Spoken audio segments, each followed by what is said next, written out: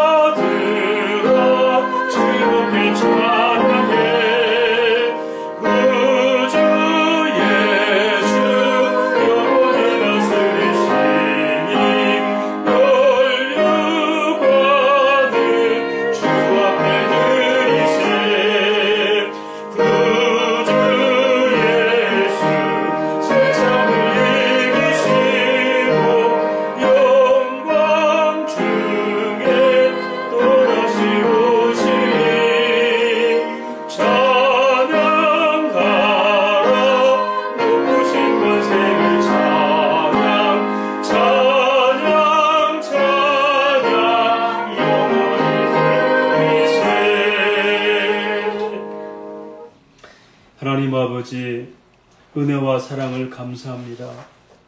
이렇게 코로나가 창궐하는 또 여러 가지 혼란스러운 세상 가운데서도 하나님이 저희를 품어주시고 또 예배자로 삼으시고 각자의 처소지만 주님 백성으로 예배드릴 수 있는 복된 은혜를 주시니 감사합니다.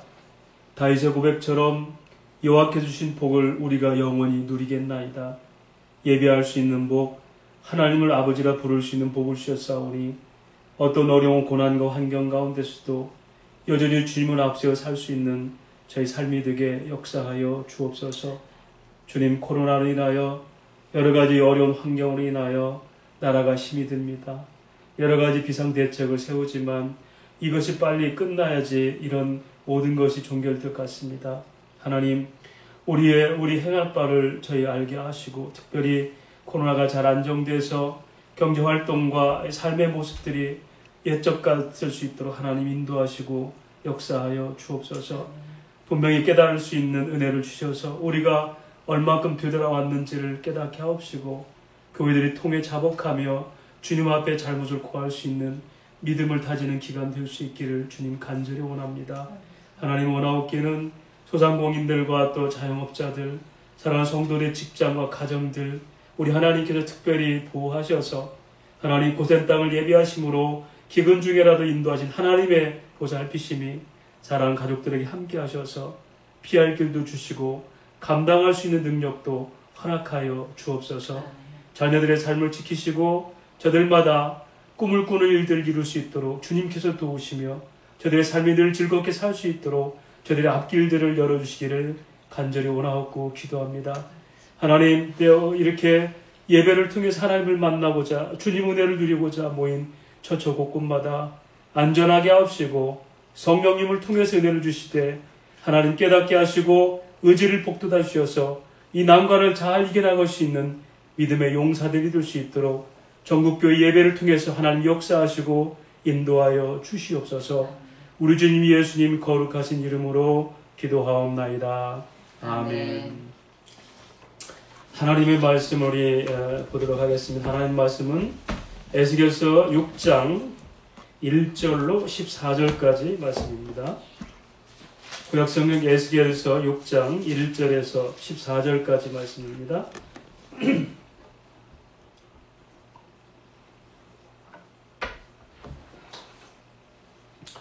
구약성경 1156면 에스겔서 6장 1절에서 14절까지 제가 봉독해 올리겠습니다.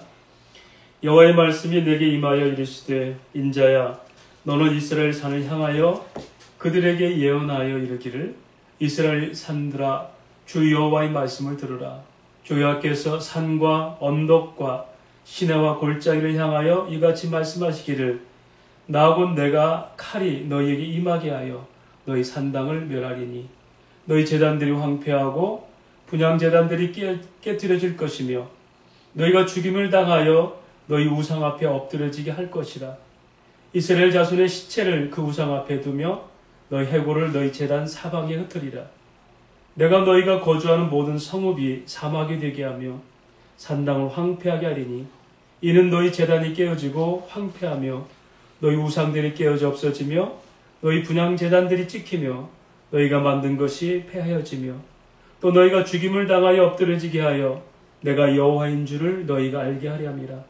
그러나 너희가 여러 나라에 흩어질 때에 내가 너희 중에 칼을 피하여 이방인들 중에 살아남은 자가 있게 할지라.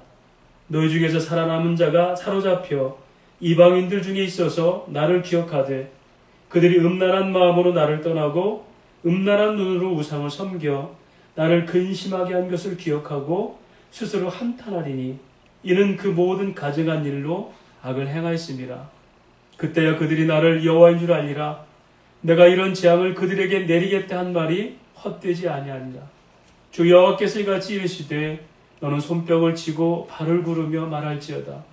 오라, 이스라엘 족속이 모든 가증한 악을 행함으로 마침내 칼과 기근과 전염병에 망하되 먼 데 있는 자는 전염병에 죽고 가까운 데 있는 자는 칼에 엎드러지고 남아있어 외에 싸는 자는 기근에 죽으리라. 이같이 내 진노를 그들에게 이른즉 그 죽임당한 시체들이 그 우상들 사이에 제단 사방에 각 높은 고개 위에 모든 산 꼭대기에 모든 푸른 나무 아래에 무성한 상수리 나무 아래 곧 그 우상에게 분향하던 곳에 있으리니 내가 여호와인 줄을 너희가 아니라.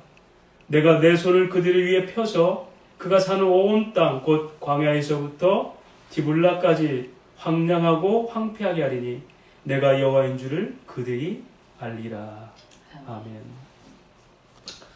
오늘은 내가 주인인 것을 너희가 알리라 라는 제목으로 말씀을 나누도록 하겠습니다. 제가 신학교 시절 제 은사 목사님께서 십자가를 설교하시면서 이런 내용을 하셨습니다. 그 기억이 오랫동안 남습니다. 대장개미의 살신 성인이라는 그런 예화였습니다. 어느 날 이제 어느 지역에 살던 개미 군단이 이제 그 지역에 이제 기근이 들어서 물이 있는 다른 곳으로 이렇게 이동을 하게 됐다고 합니다. 한참 이제 며칠 몇 날을 그렇게 사막 같은 그런 곳을 행진하던 개미들이 어느 곳에 이르자 조그만 웅덩이를 발견했다고 했습니다. 그래서 그 웅덩이에 개미들이 달려가서 그 마른 목을 추리려고 달려가자 대장개미가 먼저 가서 보니까 그 웅덩이 물은 독이 들어서 먹을 수 없는 물이라는 걸 알았습니다. 그래서 그렇게 몰려드는 그 개미들에게 얘기합니다. 이 물은 마시면 바로 죽는다. 그런데도 이 말이 그들에게는 먹혀들지가 않았다고 했습니다. 그래도 목마름을 해결하기 위해서 아우성대에 몰려들자 대장개미는 그가 결단을 내리고 선택을 합니다. 그가 그분을 앞서서 마십니다. 그리고 그 대장개미가 그 자리에서 죽어 시체가 됩니다. 대장개미의 말을 듣지 않고 물을 먹으려 했던 그 나머지 개미들은 그 대장개미의 죽음을 보고 대장개미의 말과 진심을 알게 됩니다. 그리고 대장개미의 가르침대로 조금 더 참고 진군하니 비로소 그곳에 오아시스가 있었더라. 그리고 그들은 살았다라는 그런 예화입니다. 인류가 죄를 이기고 돌이킬 수 있는 방법이 있을까? 하나님은 그렇게 예수를 십자가에 못 박아서 죄의 형벌을 세상에 알렸고 다시 살아나게 하셔서 죄를 이기고 영생을 사는 비결이 뭔지를 가르쳐 준 겁니다. 예수님은 십자가를 통해 죄를 회복하는 그런 본이 되는 학습도감이라 이렇게 말씀을 드릴 수 있습니다. 베드로전서 4장 1절에 그래서 주님의 고난, 육체의 고난을 이렇게 표현합니다. 그리스도께서 이미 육체의 고난을 받으셨으니 너희도 같은 마음으로 갑옷을 삼으라. 이는 육체의 고난을 받은 자는 죄를 그쳤음이니. 주님께 십자가의 죽으심은, 고난을 받으심은 바로 우리 죄를 용서하시고 그치게 하는 능력이 된다. 이렇게 설명하고 있습니다. 사랑하는 성도 여러분, 인류는 희망이 있습니까? 특히나 지금처럼 어려운 이 혼란 시기에 희망에 관해서 얘기할 수 있겠습니까? 아니, 희망을 말하려면 인간에게 엄습한 절망의 원인이 뭔지를 알아야 됩니다. 인간의 희망을 빼앗아간 절망의 원인이 뭐죠? 죄악이라고 성경은 얘기합니다. 죄가 인류의 평화와 안식과 교통과 설렘을 막아버리고 두려움과 불안과 형벌에 대한 절망을 가져오게 됐다고 성경은 말합니다. 이것을 아담의 범죄와 사망 증후군이라 이렇게 얘기합니다. 창세기 2장 17절 하나님은 아담에게 약속합니다. 경고합니다. 선악을 알게 하는 나무 열매는 먹지 말라. 네가 먹는 날은 반드시 죽으리라 하시니라. 그렇죠. 이 사망에 대한 두려움들이 끊임없이 인류를 괴롭히고 이 사망은 바로 죄로부터 시작이 된 겁니다. 그래서 성도가 이 죄를 극복하지 못하면 삶 속에서 소위 사망 증후군인 불안, 두려움, 낙심, 절망 이런 것들로 시달리며 살아가게 됩니다. 하나님 나라 유업은 죽어서나 누리는 사는 동안에는 불안의 연속으로 살게 된다는 겁니다. 오늘 본문은 그 바로 죄를 끊어버리는 그 방법이 뭘까? 다시 말하면 죄에서 자유하고 그렇게 회복되는 희망의 노래에 대해서 설명하고 있습니다. 저는 그동안 수주 동안 계속해서 말씀을 희망의 노래라는 제목을 붙여 제가 계속해서 말씀을 전하고 있습니다. 과연 희망은 좋을 때, 설렐 때가 희망일까? 성경은 인류가 죄를 짓고 난 뒤에는 오히려 절망 가운데서 희망을 발견할 수 있다고 설명합니다. 다시 말하면 고난을 통해 참 희망이 뭔지를 성경은 말하고 있습니다. 여전히 죄에 무너져서 멸망당할 인류에게 과연 소망은 있는 것인가? 오늘 본문이 바로 그걸 설명하고 있습니다. 오늘 본문은 우리가 참 1절부터 14절까지 계속 예수께서 6장 전장이 참 슬픈 얘기예요.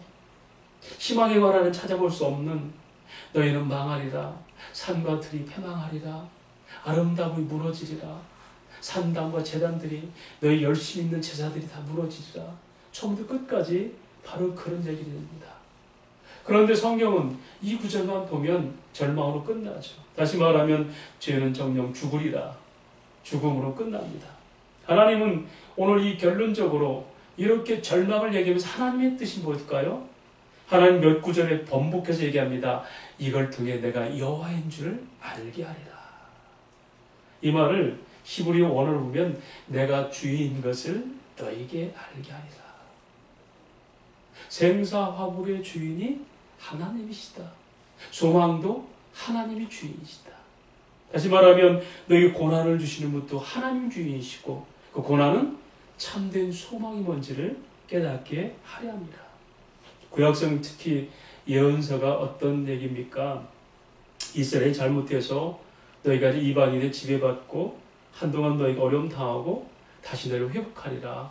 그리고 참된 하나님을 알게 하리라. 이런 교훈과 이런 내용으로 되어 있습니다. 이 예언서에 그 요약을 하는 그 구절이 있다면 호세아서 6장 1절이 바로 그 내용입니다. 이제 우리가 주님께로 돌아가자. 주님께서 우리를 찢으셨으나 다시 싸매어 주시리니 우리에게 상처를 내셨으나 다시 아물게 하신다. 때리시는 하나님이시지만 다시 싸매어 주신다. 오늘 본문이 바로 그렇게 때리시는 하나님의 얘기입니다. 그런데 때리심을 싸매시는 방법이 뭘까요? 구약의 전체의 흐름은 누구죠? 그리스도 예수의 구원자 되심을 예언하고 있다는 사실입니다. 예수님께서도 신약에서 구약 성경 전체를 이렇게 설명했습니다. 요한복음 5장 39절에 너희가 성경의 영생을 얻는 줄 생각하고 성경을 연구하거니와 이 성경이 곧 내게 대하여 증언하는 것입니다. 그 당시 유대인들에게, 제자들에게 그들에게는 신약 성경이 아직 없어요.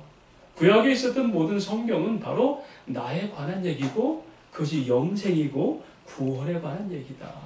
구약의 모든 성경 예언은 바로 참 회복인 나를 위해서 있는 것이다. 약속의 모든 시작과 끝이 바로 예수고 그래서 구약 성경은 예수로 풀어내는 것이 언약사의 성경 해석입니다. 오늘 본문은 그렇게 전개됩니다. 1절부터 3절까지 멸망의 무서운 심판을 예언하고 있습니다. 범죄한 이스라엘 백성들 향해서 선지자 에스겔을 통해서 환상과 예언으로 멸망과 징계를 경고합니다. 뭐라고 합니까?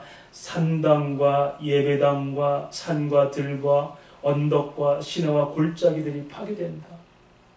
여러분, 우리 하나님께서 왜 천지를 창조하신지를 압니다.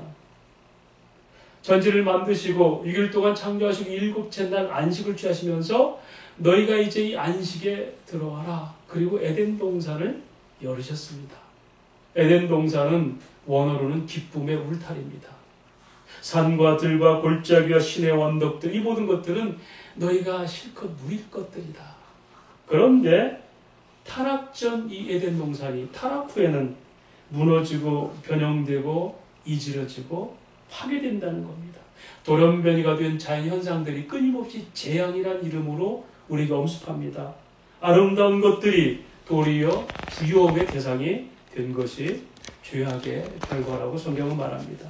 그런데 여러분, 이 무너진 것 중에서 가장 두려운 무너짐이 뭔지 아십니까? 홍수가 나고 태풍이 불고 지진이 일어나고 전염병이 돌고 이런 아름다운 것들이 무너지는 것이 그보다 그 중에 가장 심하게 무너진 게 하나님의 형상인 인격이 무너진 거라고 성경은 말합니다. 창세기 1장 26절에 하나님이 이르시되 우리 형상을 따라 우리 모양대로 우리가 사람을 만들고 그들로 바다의 물고기와 하늘의 새와 가축과 온 땅에 기는 모든 것을 다스리게 하자 하시고 우리 형상을 따라 사람을 만들자. 이걸 사도 바울은 빌립보서 3장 17절에 가장 고상한 지식이라고 얘기합니다. 하나님이 당신의 형상대로 우리를 지으셔서 이 아름다운 지식 또 보시기에 심히 좋았더라. 그렇게 만든 인간을 보고 하나님은 노래하셨어요. 보시기에 심히 좋았더라. 이 하나님 형상 곧 인격, 지정의 생각하고 감정을 품고 행동하는 모든 것들이 하나님 보시기에 아름답게 지음받았습니다. 그런데 범죄하고 나서 아담은 고백합니다. 내가 두려워서 숨었습니다. 이건 주의 자각과 무너진 평안을 얘기합니다. 하나님은 그렇게 우리에게 가장 아름다운 인격으로 아름다운 것들로 마음껏 누리도록 살게 하셨는데 죄를 통해서 이제는 평안이 무너지고 두려움이 엄습한 겁니다. 바로 그것이 우리가 사는 산과 들과 골짜기들, 심지어 산당과 예배당까지 무너지겠다고 얘기합니다. 바로 그 멸망의 의미들을 4절에 6절까지 설명하는데요. 먼저 4절 말씀 보면 너희 제단들이 황폐하고 분향 제단들이 깨트려질 것이며 너희가 죽임을 당하여 너희 우상 앞에 엎드러지게 할 것이다. 우상 앞에 엎드러지는 산당과 제단. 다시 말하면 불의의 힘에 굴복하는 그런 교회의 모습을 얘기합니다. 세상 권세에 읊조리는 교회의 모습. 예수님을 심판했던 게 누굽니까? 본디오 빌라도. 그 당시에는 살아있는 권력입니다. 예수님은 불의한 죄인이죠. 오늘날 교회가 어쩌면 그렇게 세상 우상 앞에, 힘과 권력 앞에 그렇게 무너지는 모습으로 보인다는 겁니다. 또 5절 말씀 보니까 5절 말씀 이스라엘 자손의 시체를 그 우상 앞에 두며 너희 해골을 너희 제단 사방에 흩으리라. 시체가 된 이스라엘을 얘기합니다. 죽은 복음을 얘기합니다. 오늘날 교회가 정치 이념화가 돼서 집단화가 된 이런 모습들, 복음은 사라지고 이념만 남아버리는 그런 오늘날 예수님께서도 세상과 교회를 비교하면서 가이사의 것은 가이사에게 드리라. 그러나 성전세는 성전에 드리라 했습니다. 다시 말하면 정부는 인정할지라도 교회는 지켜라. 교회는 그 본질을 버려서는 안 된다. 그런데 오늘날 모든 것을 가이사의 것을 해석해버리는 세상 방식의 교회의 모습이 바로 이 모습입니다. 또 6절 말씀 보니까 이렇게 얘기하죠. 내가 너희가 거주하는 모든 성읍이 사막이 되게 하며 산당을 황폐하게 하리니 이는 너희 제단이 깨어지고 황폐하며 너희 우상들이 깨어져 없어지며 너희 분향 제단들이 찍히며 너희가 만든 것이 폐하여지며 우상들이 찍히며 너희가 만든 것이 폐하여지고 심지어 산당과 제단들이 무너지리라. 여러분, 하나님이 만드신 예배, 하나님이 정하신 제단, 하나님이 정하신 교리는 본질이에요. 그런데 그런 것들이 너희가 이제 만들어버린 것들로 채웠다. 인본주의입니다. 번영신학입니다. 성전이 다 무너뜨립니다. 예수님 말씀하십니다. 내가 이 모든 헤롯 성전, 너희가 보기에 아름다운 성전을 내가 돌 위에 돌 하나 남지 않게 무너뜨리라. 그리고 참 성전인 예수께서 너희의 성전을 세워주시리라. 오늘 우리가 말하는 성전, 예배, 축복, 헌신, 사랑, 진리, 안식 이런 개념들이 주님이 세우신 본질인지 우리가 변형시킨 것들인지를 살펴봐야 되는 겁니다. 사랑하는 여러분, 거듭난 성도가 사는 세상 어떤 세상입니까? 즉 예수로 인하여 십자가로 회복된 성도는 산과 들, 신의 언덕, 그리고 저녁 노을, 예배, 헌신 이 모든 것을 삶에서 아름답게 누리며 주님을 찬양하는 삶이 예수로 말미암아 회복된 성도의 삶입니다. 복음이 살아있고 본질이 회복되는 참 교회의 찬양을 성경은 말하고 있습니다. 시편 40편 8절에 말합니다. 여호와여 낮에는 주의 인자하심을 베푸시고 밤에는 내 입술에 찬송을 주셨으니 내가 생명의 하나님께 기뻐하며 기도하겠습니다. 낮에 인자하심, 밤에는 찬송, 밤낮 주님의 은혜로 사는 교회 회복된 모습이 그리스도 안에서 있는 참 교회요 성도의 본질입니다. 그런 무너지는 환경들에 대해서 또 11절 14절까지는 구체적으로 설명하죠. 12절 말씀 보니까 이렇게 설명합니다. 먼 데 있는 자는 전염병에 죽고 가까운 데 있는 자는 칼에 엎드러지고 남아있어야 한 자는 기근에 죽으리라. 이같이 내 진노를 그들에게 이른즉 먼 데 있는 자는 전염병에 죽겠다. 여러분, 여기 먼 데 있다는 것은 거리상 먼 게 아닙니다. 하나님께 멀리 떠난 자들을 얘기합니다. 그들은 그 후에 성전을 짓고 돌아옵니다. 다시 말하면 바벨론에서 종살하다 돌아온 그들이 여러 가지 성전을 짓다 어려움 당하니까 또 손을 멈추죠. 그때 학개서를 통해서도 말합니다. 너희가 왜 일을 하지 않느냐.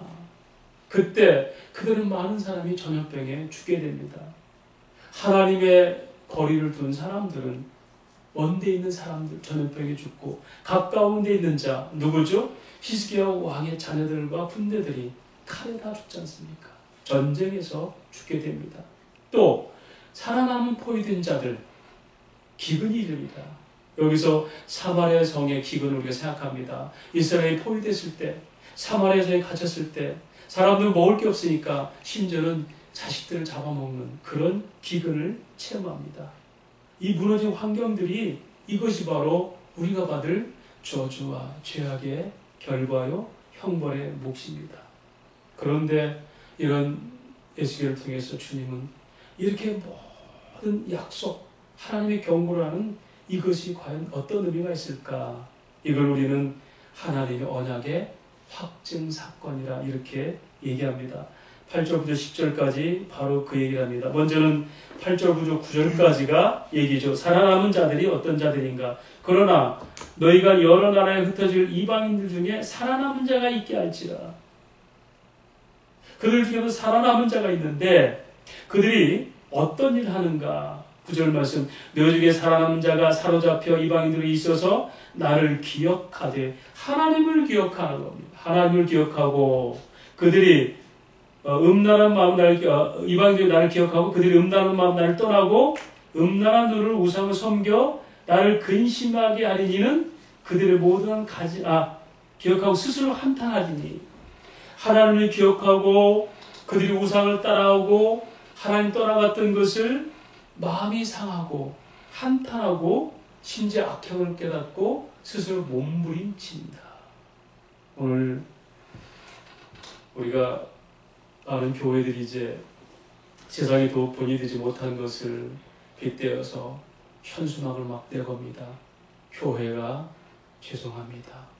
교회가 미안합니다. 여러분, 교회는 세상에 죄송할 일 안 했어요. 하나님의 교회는 세상에 미안할 일 안 합니다. 내가 죄송한 겁니다. 하나님 떠난 내가 미안한 겁니다. 그건 세상에 대한 얘기가 하나님 죄송합니다. 하나님 미안합니다. 이게 교회가 첫 번째 할 일이에요. 하나님 어떻게 세상에서 미안한 짓 하라 하셨습니까? 하나님은 네가 죄송한 짓 하라 그랬습니까? 아니잖아요. 우리가 미안한 겁니다. 우리 잘못 때문에 하나님의 이름을 더럽혀서 죄송한 겁니다. 그리고 세상에 대해서 내가 미안한 겁니다. 이게 교회의 통회와 자유교식의 우리의 몸부림이고 한탄이 돼야 됩니다. 그럴 때 우리는 깨닫습니다. 10절 말씀 남은 자들이 그때야 그들이 나를 여호와인 줄 알리라. 내가 이런 재앙을 그들에게 내리겠다 한 말이 헛되지 아니하니라. 여러분, 우리가 성경을 단답적으로 해석하면 이 재앙이 나에게서 온 거야 라고 뜨끔한 맛을 주는 걸로 해석할 수 있어요. 그런데 아닙니다. 그 전에 뭐라 합니까? 내가 여호와인 줄 너희가 알리라 해놓고 내가 재앙을 내린다는 말이 헛되지 않다라는 거죠.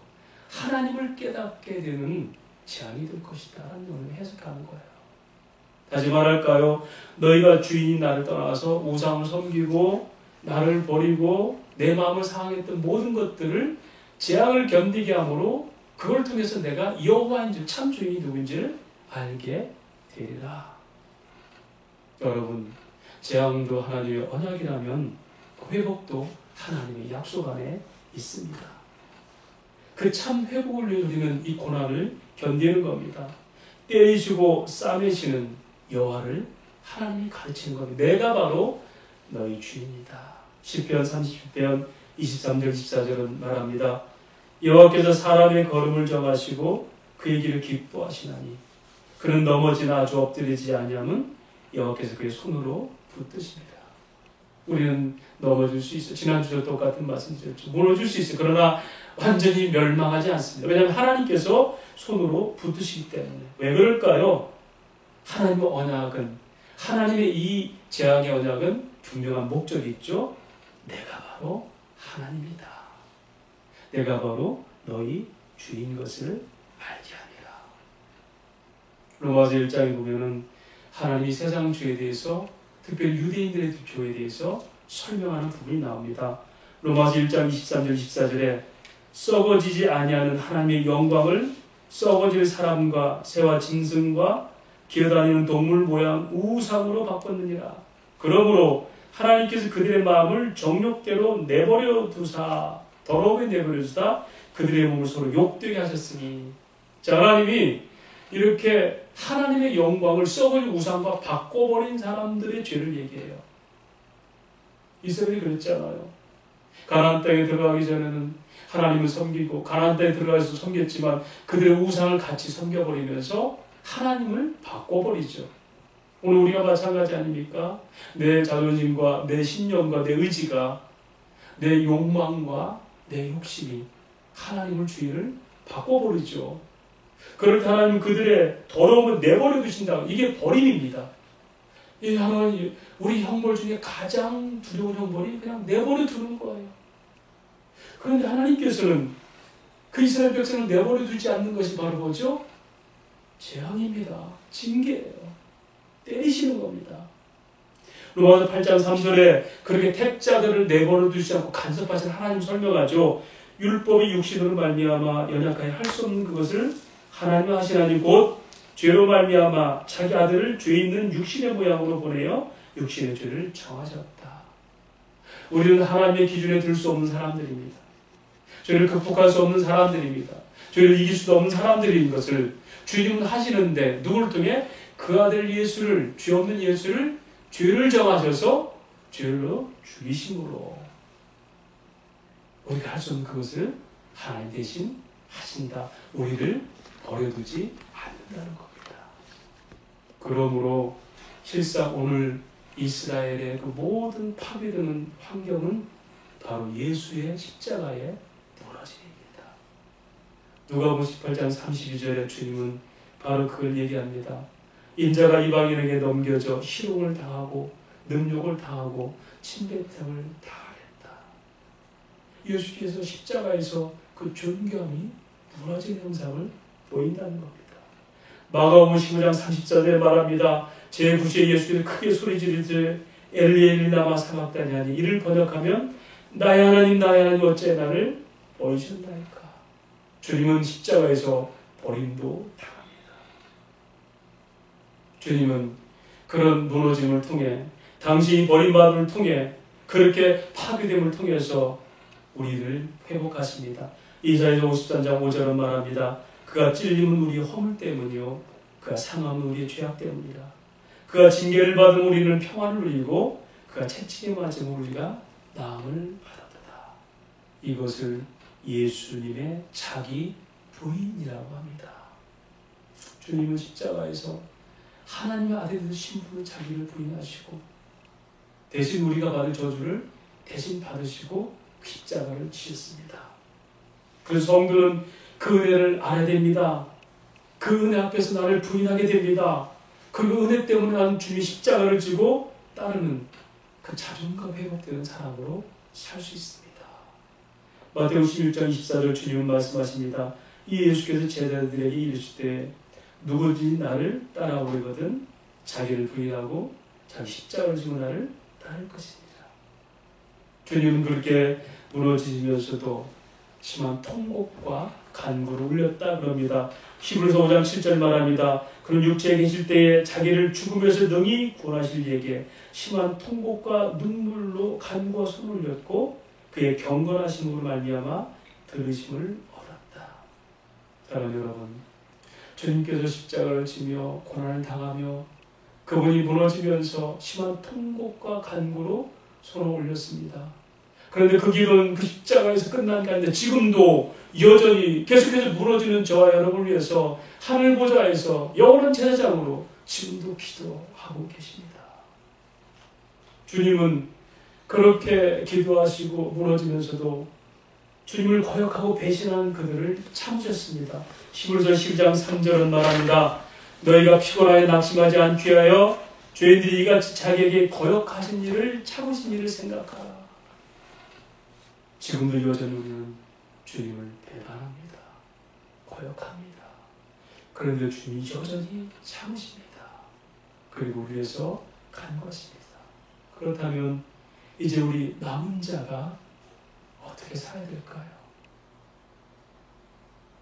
살아남은 자, 오늘 9절에 이방인 중에 살아남은 자들처럼 통회와 자복이 우리에게 있어야 됩니다. 말씀드린 것처럼 교회가 미안한 게 아니라 제가 바로 미안한 겁니다. 제가 잘못했습니다. 그리고 하나님만을 주인으로 이제는 모셔야 됩니다. 하나님 떠난 마음들이, 하나님 마음을 상하게 한 우리들이 이제는 하나님을 주인으로 삼아야 됩니다. 그리고 나를 부인하고 내 욕망을 내려놓고 주님의 십자가를 지고 따라야 되는 사람입니다. 무엇보다 회복된 마음으로 가장 아름다운 때를 누리며 하나님을 즐거워하는 대로 사는 것, 이것이 바로 천국 백성의 삶인 것입니다. 말씀을 정리하겠습니다. 사랑하는 여러분, 희망이 있습니까? 세상에는 희망이 없습니다. 희망은 처음부터 사람의 것이 아닙니다. 왜냐하면 사람에게서는 희망이 나올 수 없기 때문입니다. 그래서 역시 사람에게 절망이 때로 필요한 것입니다. 절망을 경험하지 못한 사람은 결코 참 소망을 상상도 못하는 것입니다. 처음부터 희망은 하나님의 몫이었습니다. 주에 무너진 사람의 희망을 새롭게 할 뿐 오직 그분 하나님밖에 없기 때문입니다. 에스겔서는 결론을 이렇게 냅니다. 에스겔서 11장 19절 20절까지 말씀. 내가 그들에게 한 마음을 주고 그 속에 새 영을 주며 그 몸에서 돌 같은 마음을 제거하고 살처럼 부드러운 마음을 주어 내 율례를 따르며 내 귀를 지키게 행하게 하리니 그들은 내 백성이 되고 나는 그들의 하나님이 될 것이다. 내가 그들에게 나를 주인으로 삼는 한 마음을 줄 거야. 내가 그들의 마음에 내가 성령으로 충만하게 할 거야. 불순종한 그들의 몸에 돌 같은 푸른 마음들을 살처럼 부드럽게 해서 그들이 기쁘고 나를 따르게 할 거고 내 율례를 지켜 행할 것이다. 왜냐하면 그들은 내 백성이고 나는 그들의 하나님이기 때문에. 이것이 에스겔서의 결론입니다. 주님이 친히 하시겠다는 언약입니다. 우리는 주님이 하신 이 언약을 믿음으로 자기를 부정한 아픔을 넘어서 다시금 새롭게 하신 은혜를 사모해야 됩니다. 그러므로 우리의 남은 인생길 오직 주님만이 내 삶이 주인이 되셔야 합니다. 그것이 참 회복입니다. 우리는 그래서 갈망합니다. 주님, 내게 한 마음을 주소서. 내 속에 성령 충만하게 하소서. 내 마음을 부드럽게 하셔서 기쁨으로 주를 따르게 하소서. 이 죄악과 고난을 통해 주님만이 우리의 주인 것을 깨닫게 하소서. 그런 믿음의 기도와 삶의 길 주의 이름으로 축원합니다. 하나님 아버지의 은혜를 감사합니다. 주님이 우리의 주인이셨는데 가장 아름다운 끝들을 주님이 허락하셨는데 보시기에 힘이 좋았더라.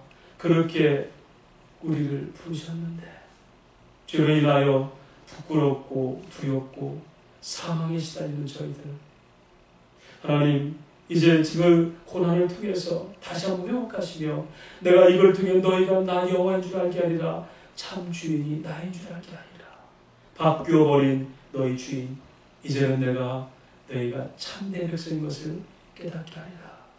하나님 언약은 그렇게 우리를 회복하시는 언약으로 결론을 내심을 감사합니다. 주님, 그렇게 주님을 삼아 한 마음 주시고 우리 속에 성령을 충만하게 해서 육체 소욕을 이루지 않게 하시며 돌같은 마음이 부드러운 마음으로 바뀌어서 주님을 기뻐하고 따르는, 주님과 함께 동행하는 그런 믿음의 사람들, 그런 참 교회, 주님의 이름을 높이며 세상 가운데 주의 교회를 높이는 아름다운 성도들로 거듭나게 하여 주옵소서. 우리 주 예수님 이름으로 기도하옵나이다. 아멘. 다같이 찬송가 384장 찬양하겠습니다. 384장.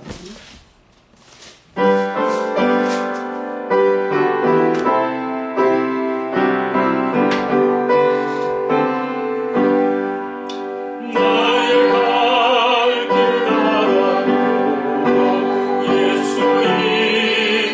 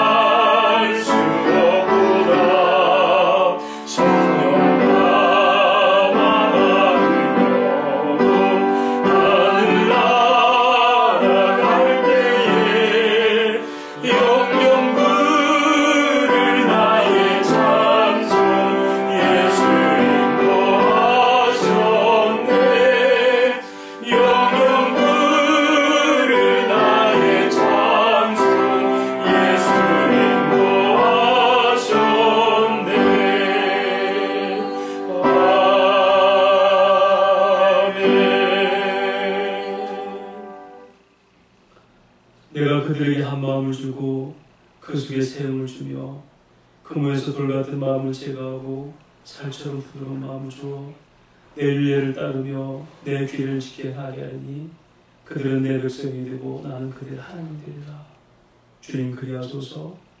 우리에게 주님을 따르는 한 마음 주시고 성령으로 충만케 하셔서 육체를 부인하게 하시고 우리의 돌같은 불순한 마음을 부드럽게 하셔서 주님의 말씀을 즐겁게 따르며 주님을 주인 삼고 살게 하셔서 빛과 소금 하나님의 아름다움을 찬양하는 믿음의 사람들로 거듭나게 하여 주옵소서. 이제는 우리 주 예수 그리스도의 은혜와 하나님 우리 아버지의 크신 사랑과 성령 하나님의 감화감동으로 충만한 교통하심의 역사가 주님만이 나의 주인 것을 깨닫게 하소서.